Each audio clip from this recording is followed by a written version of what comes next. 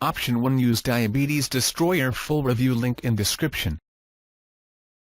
Diabetes Destroyer is a step-by-step guide that reveals a scientifically tested 3-step method that was designed to help you permanently reverse your type 2 diabetes, without eating weird-tasting foods, using expensive devices, or doing harsh workouts. According to David Andrews, like you, he was also a type 2 diabetic. Option 2. Use the following natural therapy should be discussed with your doctor. Bauhinia forficata and Myrcea uniflora. Bauhinia forficata grows in South America, and is used in Brazilian herbal cures. This plant has been referred to as vegetable insulin. Myrcea uniflora is also widely employed in South America. Studies utilizing the herbs as tea infusions suggest that their hypoglycemic effects are overrated. Coccinea indica. Coccinea indica is also known as the ivy gourd and grows wild across the Indian subcontinent.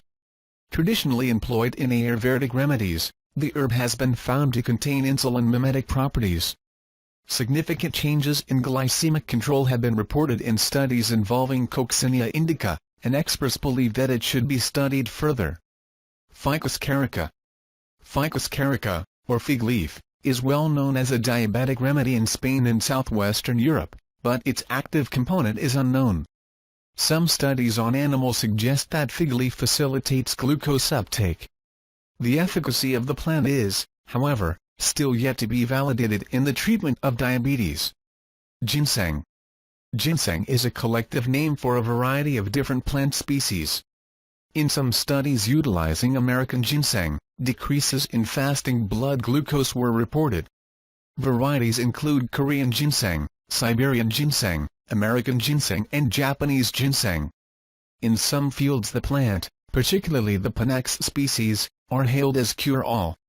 As is the case with many of the herbs employed around the world in the treatment of diabetics, further long-term studies are needed to verify the efficacy of ginseng. Gymnema sylvestre. Gymnema sylvestre is also employed in traditional Ayurvedic medicine. The plant grows in the tropical forests of southern and central India, and has been linked with significant blood glucose lowering. Some studies in animals have even reported regeneration of islet cells and an increase in beta cell function. Mammardika charantia. Mammardika charantia goes under a variety of names and is native to some areas of Asia, India, Africa and South America.